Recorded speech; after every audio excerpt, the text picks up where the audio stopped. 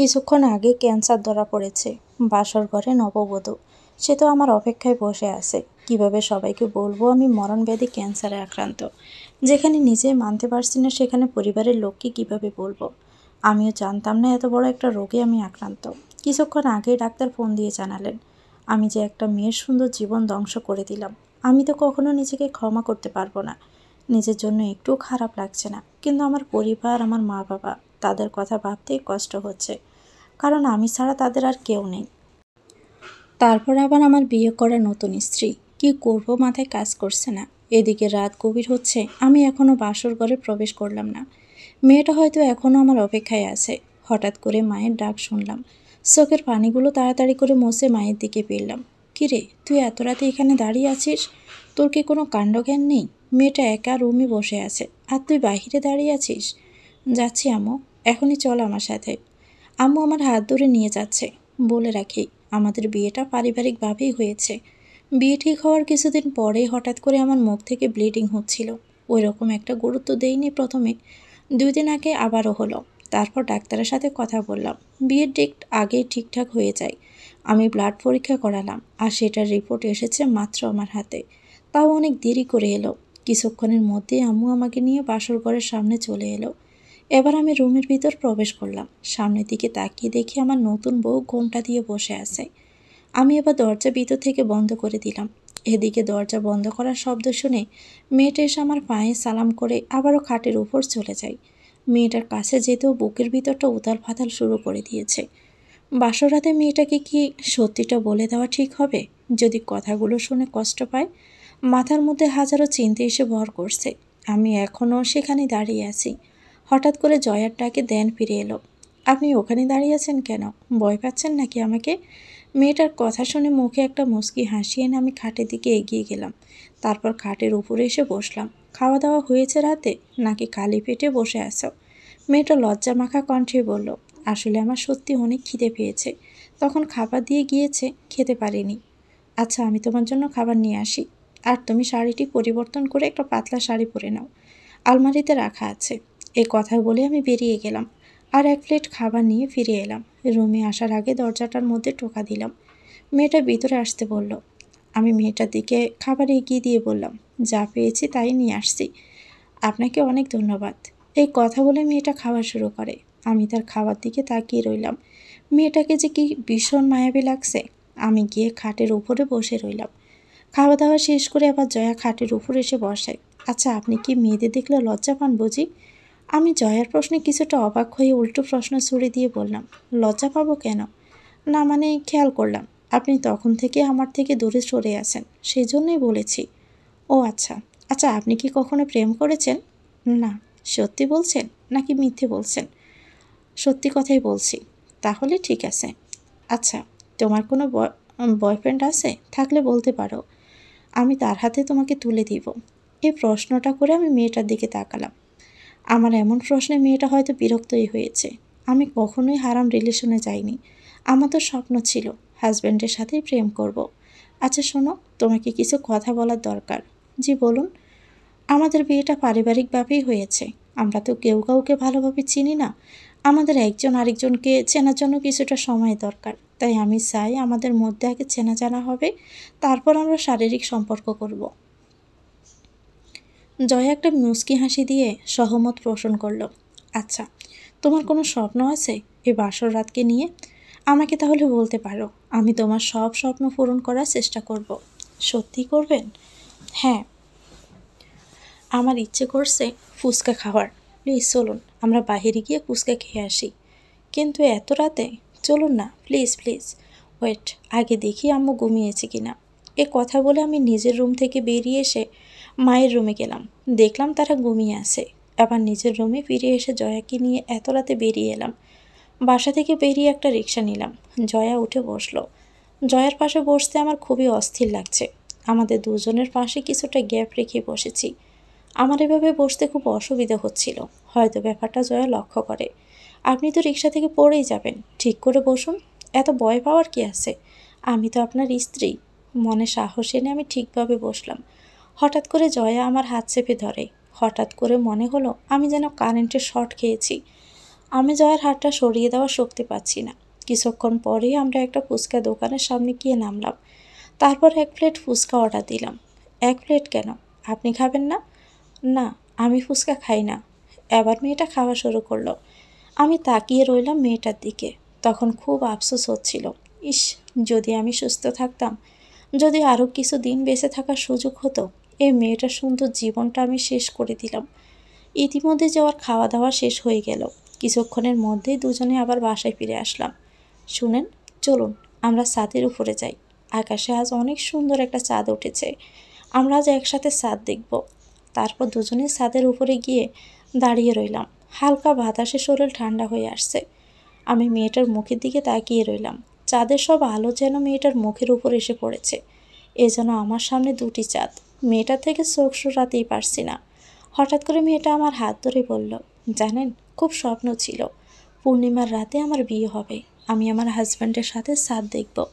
আপনি আমার সব ইচ্ছে পূরণ করে দিয়েছেন। আপনার মতো স্বামী পেয়ে নিজেকে আজ ভাগ্যবতী মনে হচ্ছে। আমি কিছু বললাম না। কী বা বলার আছে? আমি তো আর কিছুদিনের জন্যই আসি। আমি তো এই সুন্দর পৃথিবীর মায়া ত্যাগ করে চলেই যাব। এসব ভাবতেও অনেক খারাপ লাগছে। হঠাৎ করে নাকে হাত দিলাম। হাতটা সামনের দিকে আনতেই দেখি আমার পুরো হাত লাল হয়ে গিয়েছে। আমি আর দাঁড়িয়ে না থেকে তাড়াতাড়ি করে ওয়াশরুমে চলে গেলাম। ভালোভাবে হাত মুখ ধুয়ে বেরিয়ে এলাম। রুমে এসে দেখি জয়া বসে আছে। কি হয়েছে আপনার? এভাবে চলে এলেন কেন? তেমন কিছু হয়নি। আচ্ছা, রাত অনেক হয়েছে, এখন আমাদের ঘুমিয়ে পড়া দরকার। চলুন। এবার খাট থেকে একটা বালিশ নিয়ে নিচে বিছানা করব। তখনই জয়া বলল, এ কি, নিচে বিছানা কেন করছেন? আমি নিচে ঘুমাবো, তুমি খাটের উপরেই ঘুমিয়ে পড়ো। আরে নিচে কেন ঘুমাবেন? খাটের উপরে ঘুমাতে পারেন, আমার কোনো সমস্যা হবে না। সমস্যা হতে কতক্ষণ? একটা ছেলে একটা মেয়ে একই বিছানায় থাকলে নিজেকে কন্ট্রোল করে কতক্ষণই বা রাখা যাবে? মেয়েটা একটা হাসি দিয়ে বলল, আপনি তো আমার হাজব্যান্ড, সমস্যা কি? কোনো সমস্যা নেই, আমার ঘুম পাচ্ছে, আমি ঘুমাবো। এই কথা বলে আমি নিচে বিছানা করে বালিশে মাথা রাখলাম। মেয়েটাও খাটের উপরে গিয়ে ঘুমিয়ে পড়ে। এদিকে আমার চোখে ঘুম নেই। আমার কি ঠিক হচ্ছে? মেয়েটাকে তো সত্যি বলে দেওয়া উচিত ছিল আমার। বললে হয়তো আজকে আর মেয়েটার মিষ্টি হাসি আমি দেখতেই পারতাম না। কেন জানি না মেয়েটাকে কাছে পেয়ে বেঁচে থাকার ইচ্ছেটা বেড়ে যাচ্ছে। কিন্তু আমার কি আর সে কপাল আছে? আমি তো আর সামান্য কিছুদিনের মুসাফির মাত্র। সবাইকে ছেড়ে চলে যাব। মা বাবাকে কিভাবে বলবো তোমাদের ছেলে তোমাদের একা করে দিয়ে চলে যাবে? বুকের ভিতরটা দুমড়ে মুচড়ে যাচ্ছে। চোখ দিয়ে টপ টপ করে অঝোর ধারায় বৃষ্টি নামছে। কখন যে ঘুমিয়ে পড়লাম নিজেও জানি না। হঠাৎ করে বুকের উপরে ভারী কিছু অনুভব করে চোখ খুলে তাকালাম। চোখ খুলতেই আমি চমকে উঠলাম, কারণ আমার বুকের উপরে শুয়ে আছে জয়া। বেশ অবাক হলাম। জয়া কি তাহলে সারা রাত আমার বুকের উপরে ছিল? কিন্তু রাতে তো সে খাটের উপরে ছিল। আমি জয়ার দিকে তাকালাম। মেয়েটা খুব শক্ত করে আমাকে জড়িয়ে ধরে শুয়ে আছে। আমি এবার জয়াকে যখন সরাতে চেষ্টা করলাম তখনই মেয়েটার ঘুম ভেঙে যায়। আমার তাকানো দেখে জয়া খুবই লজ্জা পেয়ে যায়। সে উঠতে উঠতে বলল, আসলে একা শোয়ার অভ্যাস নেই তো, আমি খুব ভয় পাইছিলাম। আচ্ছা ঠিক আছে, ফ্রেশ হয়ে নেন। জয়ার কিছু না বলে ফ্রেশ হতে চলে গেল। জয়া কিছুক্ষণ পরে বেরিয়ে আসে। আমি তো মুগ্ধ নয়নে মেয়েটার দিকে তাকিয়ে থাকি। খুব সুন্দর লাগছিল। মেয়েটা কখন যে আমার সামনে চলে এলো আমি খেয়ালই করিনি। এভাবে তাকিয়ে আছেন কেন? আমি প্রশ্নের উত্তর না দিয়ে ফ্রেশ হতে চলে গেলাম। তারপর বেরিয়ে এসে দুজনে নাস্তা করতে চলে গেলাম। দেখলাম আব্বু আম্মু আগে থেকে বসে আছে। আমরা গিয়ে তাদের সামনে বসলাম। হঠাৎ করে আব্বু বলল, সবুজ, তোর শ্বশুর ফোন দিয়েছে। উনি বলেছে তোকে আর বৌমাকে ওখান থেকে ঘুরে আসতে। আজকে? বৌমা যাবে নাকি? জয়ের দিকে তাকিয়ে প্রশ্নটা করলো আব্বু। জয়া মাথা নাড়িয়ে হ্যাঁ বলল। কিন্তু আমার কেন জানি খুব ভয় করছে। সেখানে গিয়ে যদি কিছু হয়, আমার শরীরটাও খুব একটা ভালো না। আমি বললাম, আব্বু আমি না গেলে হয় না? আসলে আমার একটু কাজ ছিল। তোর এখন কিসের কাজ? অফিস তো অফ।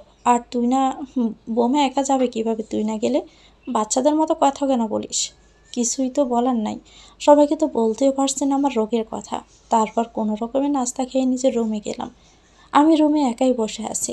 তখন আম্মু আমার রুমে আসলেন। বাবা, তোকে কেমন যেন দেখাচ্ছে, তুই ঠিক আছিস? মায়ের মন বলে কথা, কিন্তু আমি তো সত্যিটা বলতে পারছি না। না আম্মু, কিছুই হয়নি। ও, আমার মনে হচ্ছে তুই কিছু একটা লুকিয়ে যাচ্ছিস আমার থেকে। আমি একটা মুচকি হাসি দিয়ে বললাম, আরে কি লুকাবো, কিছুই হয়নি, তুমি অহেতুক চিন্তা করছো। আম্মু আর কিছুই বলল না। তারপর উনি চলে গেল। আমি রুমে বসে ডাক্তারকে কল দিলাম। ডাক্তার ফোন রিসিভ করলো। আসসালামু আলাইকুম। ওয়ালাইকুম আসসালাম। এখন কি অবস্থা আপনার? আলহামদুলিল্লাহ ভালো। গতকাল রাতে ব্লিডিং হয়েছিল আবার। আমার মনে হয় আপনার দ্রুত মেডিকেলে ভর্তি হওয়া উচিত। আগে থেকে চিকিৎসা করলে হয়তো ভালো হওয়ার চান্স আছে। আমি মনে হয় আর বেশি দিন বাঁচব না। যত দিন আছি পরিবারের সাথে সময় কাটাই, তাহলে মরে গেলেও আফসোস থাকবে না। কি বলছেন এসব? ডাক্তার সাহেব, আমি তো জানি সব। আমাকে মিথ্যে সান্ত্বনা দিয়ে কী লাভ? পরিবারকে জানিয়েছেন? না। আমি কি করব বুঝতে পারছি না। ঘরে নতুন বউ। নতুন বউ মানে? এবার ডাক্তারকে সব কিছুই বললাম। ডাক্তার কি বলবে সেও বাছড়া খুঁজে পাচ্ছে না। আচ্ছা, কল রাখি এখন। আমার মনে হয় বিষয়টা বাসায় জানানো উচিত। তারা মেনে নিতে পারবে না, সেই জন্য আমি কাউকে জানাতে চাইছি না। ডাক্তারের সাথে আরও কিছুক্ষণ কথা বলে কল কেটে দিলাম। এর মধ্যে আমার স্ত্রী জয়া চলে আসছে। আপনি কি কারণে আমার উপরে রেগে আছেন বলুন তো? মেয়েটার প্রশ্ন শুনে আমি খানিকটা অবাক হয়ে বললাম, তোমার উপরে রাগ করব কেন? তাহলে আমাদের বাড়িতে যেতে চাইছেন না কেন? আসলে একটু কাজ ছিল সেই জন্য। সমস্যা নেই, আমি যাব। জামা কাপড় রেডি করে দাও। সত্যি? হুম। মেয়েটা আমার কথা শুনে অনেকটা খুশি হলো। মেয়েটা খুবই অদ্ভুত, অল্পতেই অনেক খুশি হয়ে যায়। দেখতে দেখতে দুপুর হয়ে যায়। খাওয়া দাওয়া শেষ করে রেডি হয়ে এলাম দুজনেই। আম্মু আর আব্বুর থেকে বিদায় নিয়ে বের হলাম। একটা গাড়ি দাঁড় করিয়ে দুজনেই উঠলাম। গাড়িটা নিজ গতিতে চলছে। গল্পের এত দূর অবধি চলে এলাম আর এখনও আমার পরিচয় দিলাম না। আমি সবুজ, একটা কোম্পানিতে ম্যানেজার পদে জব করছি। পরিবারের মা বাবা আর আমি, আর আমার স্ত্রী জয়া। এখন নায়িকার পরিচয় দিয়ে দেই। নাম জয়া, দেখতে প্রচুর কিউট। আর বেশি কিছু বললাম না, পোলাপান ক্রাশ খেতে পারে। কিছুক্ষণের মধ্যে আমি আর আমার স্ত্রী শ্বশুরবাড়ির সামনে পৌঁছালাম। গাড়ি থেকে নামতে আমার শাশুড়ি এসে জয়াকে জড়িয়ে ধরে। তারপর আমরা বাসার ভিতরে গেলাম। কিছুক্ষণ পরে নাস্তা দিয়ে যায়। খাওয়া দাওয়া শেষ করে আমি জয়ার রুমে চলে যাই। হঠাৎ একটা মেয়েলি কণ্ঠ শুনে আমি সামনের দিকে তাকালাম। কেমন আছেন ভাইয়া? আলহামদুলিল্লাহ ভালো। আপনাকে তো চিনলাম না, কে আপনি? আমি আপনার শালিকা। আমার যে শালি আছে সেটা তো জানতাম না। আমি জয়া আপুর খালাতো বোন। ও আচ্ছা। ভাইয়া, আপনি কিন্তু অনেক কিউট, আর অনেক হ্যান্ডসামও। আপনিও অনেক কিউট। কি আপনি আপনি করছেন? আমি আপনার ছোট হই? তুমি করে বলুন। আচ্ছা ঠিক আছে।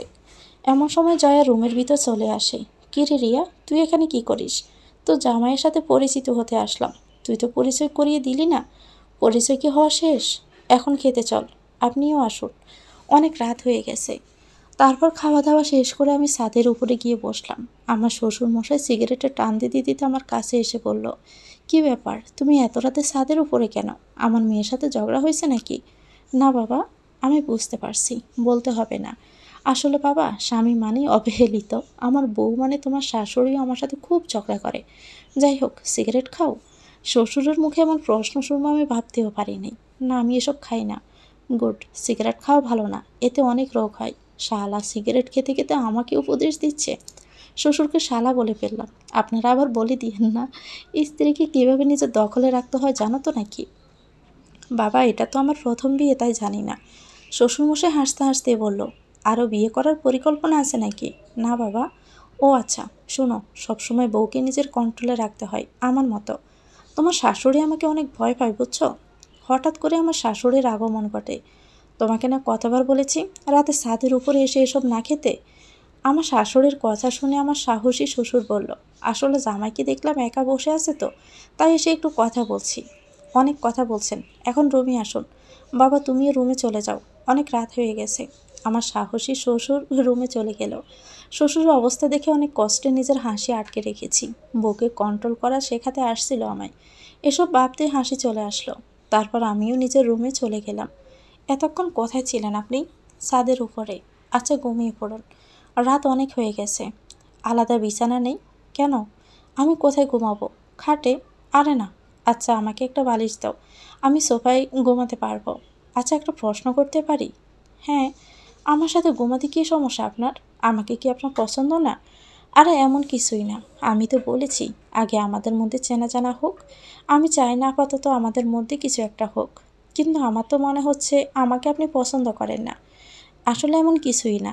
তাহলে আপনি আমার সাথে খাটের উপর ঘুমাবেন। কী আর করব, আমি গিয়ে জয়ার পাশে শুয়ে পড়লাম। কিন্তু আমার চোখে ঘুম নেই। আসলে চোখে ঘুম আসছে না। খুবই অসহায় মনে হচ্ছে নিজেকে। সবাই কতটা হাসি খুশি। এই মানুষগুলোকে ছেড়ে যেতে হবে আমাকে। নিজের অজান্তে চোখের পানি পড়ছে। আমি এবার দেখলাম জয়া ঘুমিয়ে পড়েছে। আমি বালিশ নিয়ে চলে গেলাম সোফায়, কারণ কখন কি হয় বলা মুশকিল। আমি চাই না জয়ার সাথে এমন কিছু হয়ে যাক। এমনিতে মেয়েটার জীবনে আমি নষ্ট করে দিয়েছি। কিছুক্ষণের মধ্যে ঘুমিয়ে পড়লাম। জয়ার ডাকে ঘুম থেকে উঠলাম। মেয়েটার দিকে তাকিয়ে দেখি রেগে আছে প্রচুর। রাগে মেয়েটার পুরো মুখ লাল হয়ে আছে। হঠাৎ করে দরজা কে যেন শব্দ করলো। জয়া দরজা খুলে দিল। দরজা খুলতে আমি সামনের দিকে তাকিয়ে হতবাক, কারণ লোকটা আর কেউ নয়, উনি ডাক্তার সাহেব। আমি বুঝতে পারছি না এই ডাক্তার এখানে কেন এলো, আমার খোঁজে নাকি অন্য কোনো ব্যাপার আছে। হঠাৎ করে জয়া ডাক্তারকে জড়িয়ে ধরে বলল, কেমন আছো চাচ্ছ? আমি ভালো আছি। আমি কিন্তু তোমার সাথে খুবই রাগ করেছি। তোমাকে কত করে বলেছি বিয়েতে থাকার জন্য, তুমি তাও এলে না। আসলে মা, হাসপাতালে কাজের অনেক চাপ ছিল, তাই আসতে পারিনি। যখন শুনলাম তুই এলি, আমি আর দেরি করলাম না, তখনই চলে এলাম। এতক্ষণই ক্লিয়ার হলাম, কিন্তু মনের ভিতরে একটা ভয় কাজ করছে। ডাক্তার তো আমাকে দেখলেই চিনে ফেলবে, আর যদি সবাইকে বলে দেয়। আমি মনে মনে অনেকটা ঘাবড়ে গেলাম। যদি ডাক্তার সবাইকে সব সত্যিটা বলে দেয়, তাহলে তো অনেক বড় ঝামেলা হয়ে যাবে। আমি চাই না এখন কেউ আমার অসুস্থতার ব্যাপারে কিছু জানুক। কিরে মা, তোর হাজব্যান্ড কোথায়? জামাইয়ের সাথে পরিচয় করিয়ে দিবি না? ভিতরে আসো চাচ্ছু। এবার জয়া ডাক্তারকে আমার সামনে নিয়ে আসে। ডাক্তার আমাকে এখানে দেখে অবাক হলো। ডাক্তার হয়তো ভাবতেও পারেনি আমাকে এখানে দেখতে পাবে। আমি যে ভয়টা পাচ্ছিলাম সেটা হলো না। জয়া বলল, চাচ্ছু, উনি আমার হাজব্যান্ড। আমি ডাক্তারকে সালাম করলাম। ডাক্তার সালামের উত্তর নিয়ে বলল, জয়া তুই একটু বাহিরে যা, জামাইয়ের সাথে আমার কিছু কথা আছে। আচ্ছা ঠিক আছে, আমি গিয়ে তোমাদের জন্য নাস্তা রেডি করি। কথা শেষ করে তাড়াতাড়ি চলে এসো তোমরা। ঠিক আছে। জয়া চলে গেল। ডাক্তার আমার কাছে এসে বলল, তাহলে আমার বাতিজির সাথে তোমার বিয়ে হলো? ওকে বলেছ তুমি যে ক্যান্সারে আক্রান্ত? না। ও আচ্ছা, আমি এখনও কাউকে বলিনি। দেখো, আমার মনে হয় সবাইকে সবটা বলে দেওয়া উচিত। আর তোমার হসপিটালে ভর্তি হওয়া দরকার। দেখো, তোমার সাথে জয়ার জীবন জড়িয়ে আছে। চিন্তা করবেন না, জয়ার কোনো ক্ষতি আমি হতে দিব না। মেয়েটা অনেক ভালো, আর ওর সাথে এখনও আমার ফিজিক্যাল সম্পর্ক হয়নি। আমি জেনে শুনে কারো জীবন নষ্ট করার মতো ছেলে নই। কিন্তু তবুও এ সমস্ত জানে তোমরা বিবাহিত। এসব বলে কোনো লাভ নাই। আমি যেটা বলছি তুমি সেটা করার চেষ্টা করবে। রোগটা ক্রমশই বাড়বে আগে থেকে চিকিৎসা না করালে। আমি কোনো সমস্যা দেখলে আপনাকে অবশ্যই জানিয়ে দিব। ঠিক আছে, চলো এখন নাস্তা করতে যাই। এবার দুজনে নাস্তা করতে চলে গেলাম। খাওয়া দাওয়া শেষ করে নিজের রুমে ফিরে এলাম। কিছুক্ষণ পরে জয়া রুমের মধ্যে এসে দরজা বন্ধ করে দিয়ে আমার কাছে এলো। আপনাকে আমি খাটের উপরে ঘুমাতে বলার পরেও সোফায় কেন গিয়েছেন? আমি নিশ্চুপ।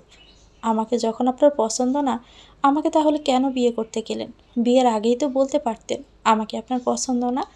কি বলবো আমি কিছুই বুঝতে পারছি না। মেয়েটা অনেক বেশি রেগে আছে। আমিও কিছু বলছি না দেখে রাগ করে রুম থেকে বের হয়ে গেল। আমি খাটের উপরে চুপচাপ বসে রইলাম। বিকেল হতে আমি আর জয়া আমাদের বাসায় চলে আসি। মেয়েটা সারা রাস্তা আমার সাথে কোনো কথা বলেনি। বাসায় এসেও চুপচাপ হয়ে আছে। আমি একাই আমার রুমে বসে আছি।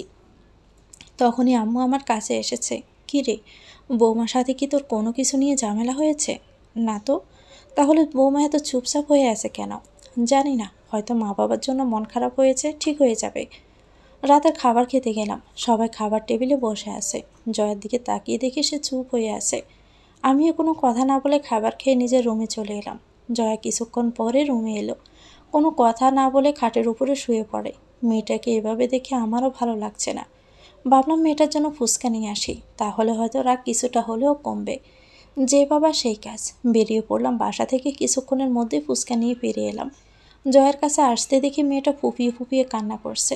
জয়া, তুমি বাচ্চাদের মতো কান্না করছো কেন? আমি কান্না করলে আপনার কি? আরে কান্না থামাও, দেখো তোমার জন্য কী নিয়ে আসছি। আমার কিছু দরকার নেই। আরে আগে দেখো না কী নিয়ে এসেছি, তারপর বলবে।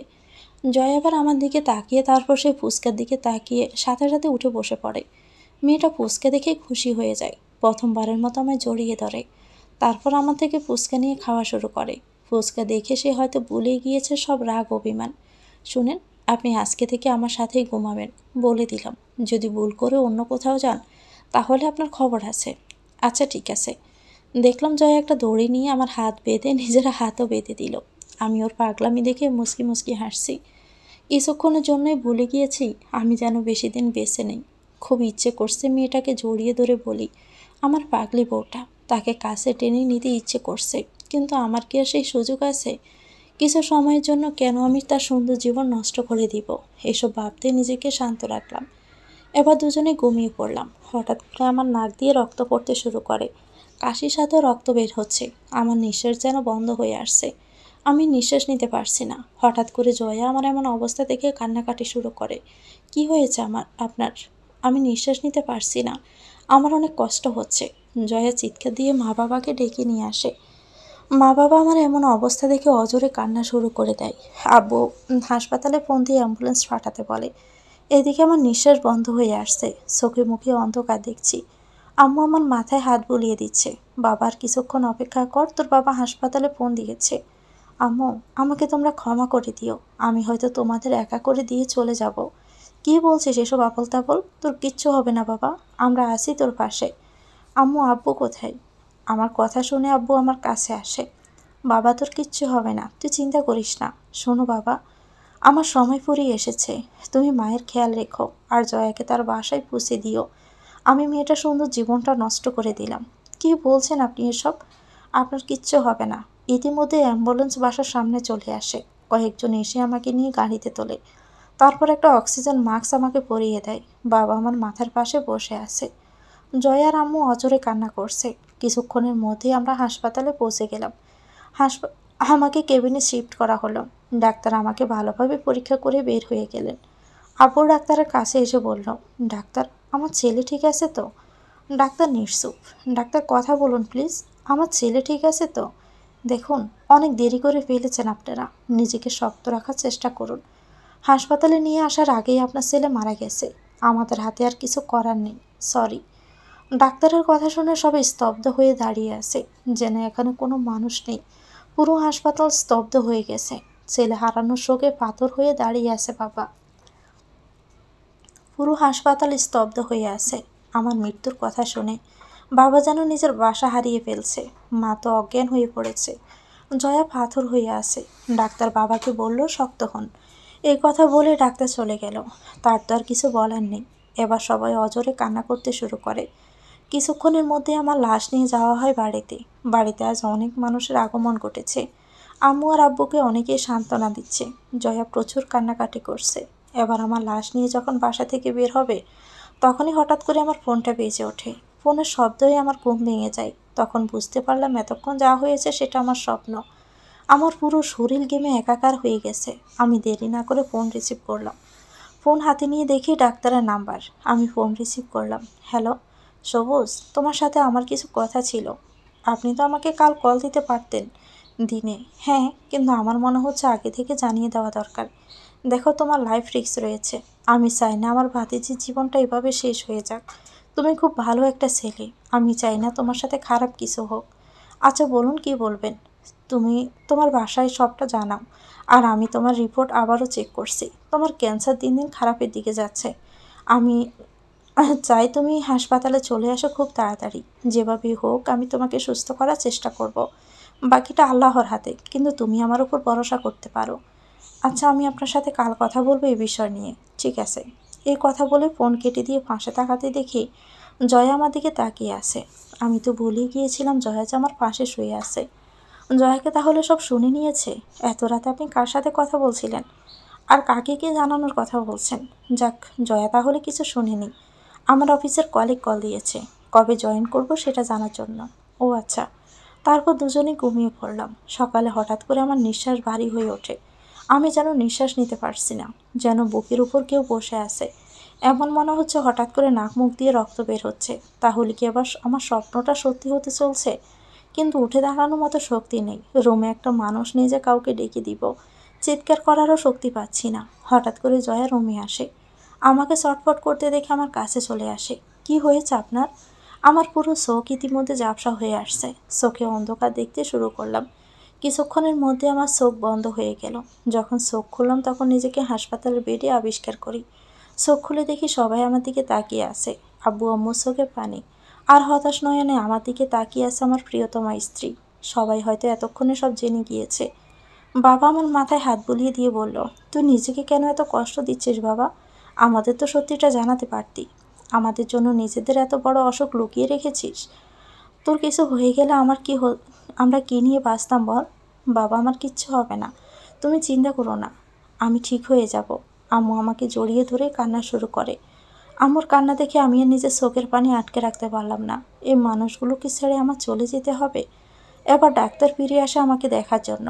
ডাক্তার আর কেউ না, জয়ার চাচ্ছু। এখন কি অবস্থা তোমার?